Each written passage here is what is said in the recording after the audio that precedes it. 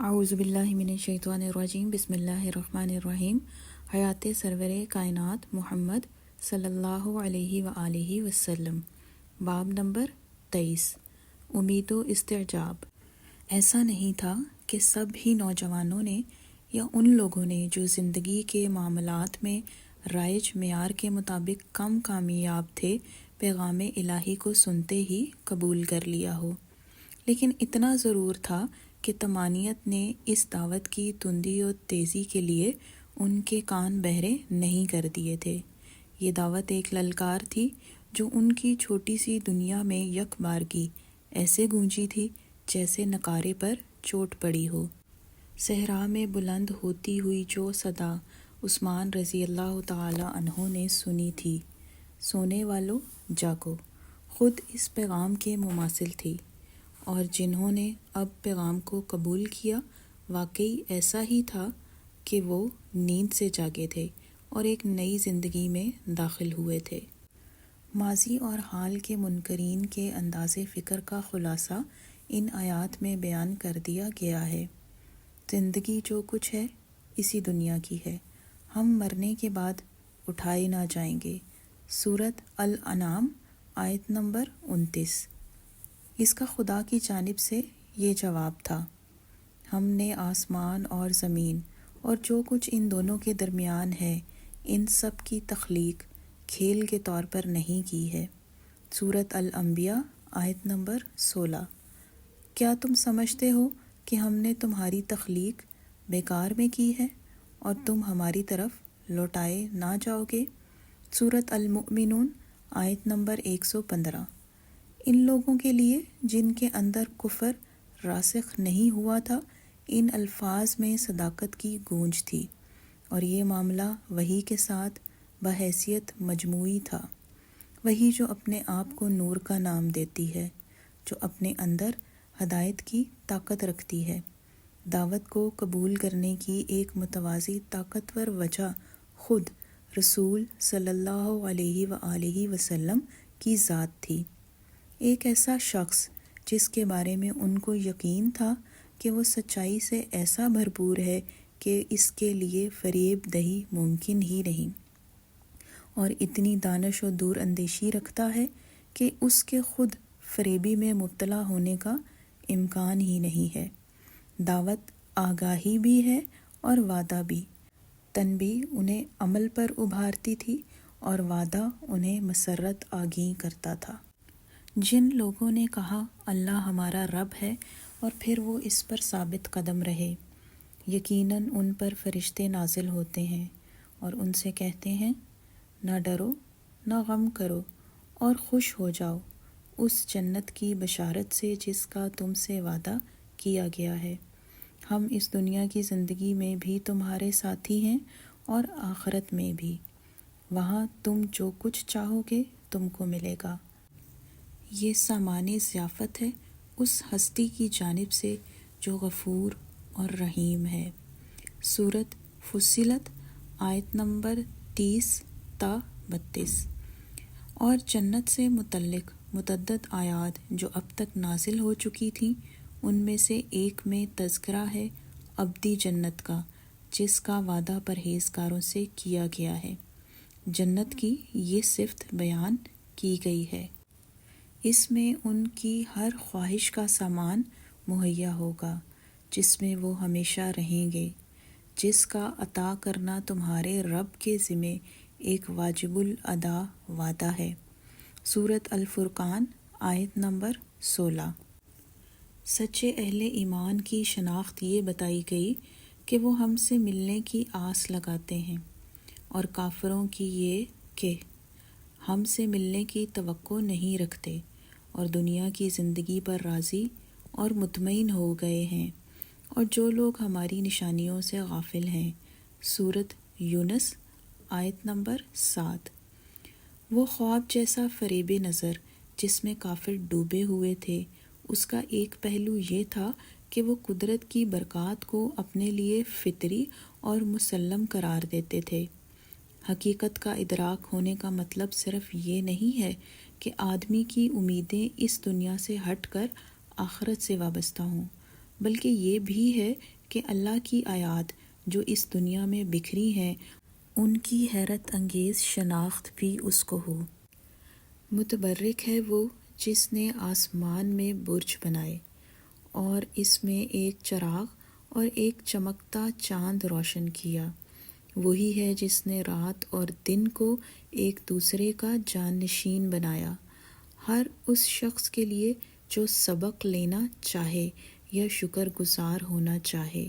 سورۃ الفرقان آیت نمبر 61 اور 62۔ قریش کے سرداروں نے مخالفانہ انداز میں نشانی کا مطالبہ کیا، جیسے فرشتے کا نزول جو محمد صلی اللہ علیہ وآلہ وسلم کی نبوت کی تصدیق اور معراج کی تصدیق کرے۔ ایک موقع پر جب یہ پورے چاند کی رات تھی، ابھی چاند کو طلوع ہوئے کچھ زیادہ وقت نہ گزرا تھا، جب وہ کوہ حرا پر معلق نظر آ رہا تھا، کافروں کی ایک جماعت نبی صلی اللہ علیہ وآلہ وسلم کے پاس آئی اور کہا کہ اس بات کی علامت کے طور پر کہ آپ صلی اللہ علیہ وآلہ وسلم فی الحقیقت اللہ کے رسول ہیں، چاند کے 2 ٹکڑے کر دیجئے۔ بہت سے دوسرے لوگ بھی موجود تھے، اہل ایمان بھی ان میں شامل تھے اور مذبذبین بھی، یعنی جو غیر یقینی کا شکار تھے۔ اور جب یہ مطالبہ کیا گیا تو ہر نگاہ چاند پر جم گئی۔ لوگوں کی حیرت کی انتہا نہ رہی کہ وہ 2 ٹکڑے ہو گیا اور دونوں ٹکڑے ایک دوسرے سے دور ہوتے گئے، یہاں تک کہ پہاڑ کے دونوں جانب چاند کا ایک ایک ٹکڑا آب و تاب سے چمک رہا تھا۔ گواہ رہو، نبی صلی اللہ علیہ وآلہ وسلم نے فرمایا۔ صحیح بخاری حدیث نمبر 3870 اور 3871۔ لیکن جن لوگوں نے مطالبہ کیا تھا انہوں نے اس مرئی معجزے کو یہ کہہ کر رد کر دیا کہ یہ محض جادو ہے۔ آپ صلی اللہ علیہ وآلہ وسلم نے ان پر جادو کر دیا ہے۔ دوسری جانب اہل ایمان نے مسرت کا اظہار کیا اور کچھ مذبذبین داخل اسلام ہوئے، کچھ لوگ اسلام لانے سے قریب تر ہوئے۔ تمسخر آمیز چیلنج کا یہ آسمانی جواب ایک غیر معمولی صورت تھی۔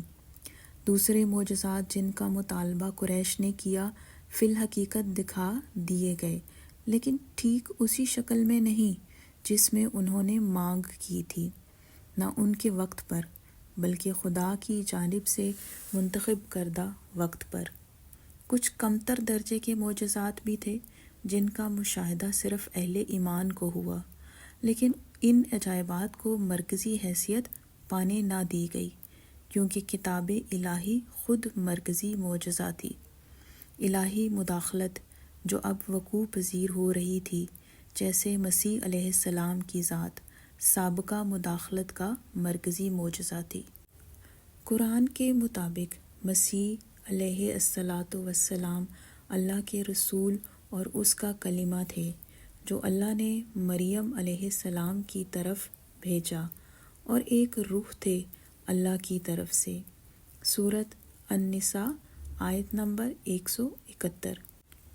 اب جو معاملہ کلمہ کو گوشت و پوست دیے جانے کا تھا، وہی اب تمثیلی انداز میں کلمہ کو کتاب کی شکل دیے جانے کا تھا۔ کلمہ کی بشکل کتاب اس دنیا میں بذریعہ وحی موجودگی کے وسیلے سے حقیقی معنوں میں آخرت سے تعلق یا ربط پیدا ہوتا ہے۔ ایک ازلی مذہب ہونے کی حیثیت سے، جیسا کہ اسلام کا دعویٰ ہے، کلمہ بشکل کتاب انسان میں انسانیت کی ابتدا کا وہ استعجاب پھر سے بیدار کر دے گا جو امتداد زمانہ یعنی طویل مدت کے ساتھ دھندلا پڑ گیا ہے یا اس نے غلط رخ اختیار کر لیا ہے۔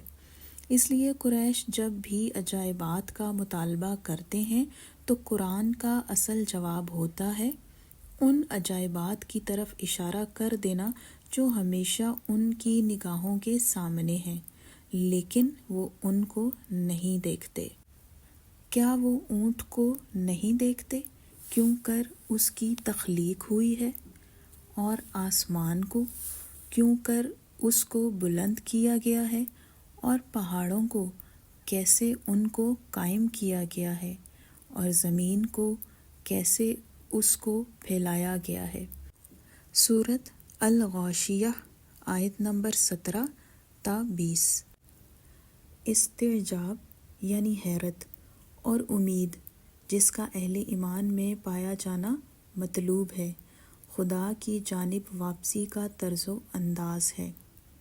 حمد، الحمد للہ رب العالمین، استعجاب پر مشتمل ہے، وہ ہستی جس کی حمد کی جاتی ہے۔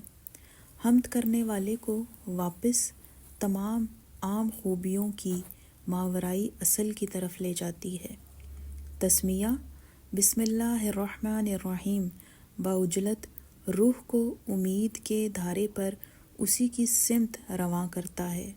رجوع یعنی واپسی کی اسی راہ پر اسلام کی بنیادی عبادت مرکوز ہے۔ الفاتحہ، ابتدائیہ یعنی آغاز، یہ نام اس لیے کہ یہ قرآن کی پہلی سورت ہے۔ تعریف اللہ کے ہی لیے ہے جو تمام کائنات کا رب ہے، رحمان اور رحیم ہے، روز جزا کا مالک ہے۔ ہم تیری ہی عبادت کرتے ہیں اور تجھی سے مدد مانگتے ہیں۔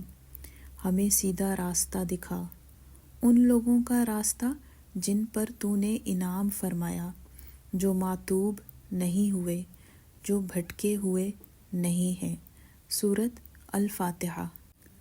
اور اسلام کے عقیدے کے مکمل اور جامع اظہار کے لیے بنیادی حیثیت رکھنے والی سورۃ الاخلاص، جو قرآن کے آخر میں 2 سورتوں سے پہلے رکھی گئی ہے، اور جو اس وقت نازل ہوئی تھی جب ایک بت پرست نے نبی صلی اللہ علیہ وآلہ وسلم سے کہا تھا کہ اپنے خدا کی تعریف و تحدید کریں، یعنی وہ کیسا ہے اور کیا ہے۔ کہو وہ اللہ ہے یکتا، اللہ سب سے بے نیاز ہے، سب اس کے محتاج ہیں، نہ اس کی کوئی اولاد ہے اور نہ وہ کسی کی اولاد، اور کوئی اس کا ہمسر نہیں ہے۔ سورۃ الاخلاص۔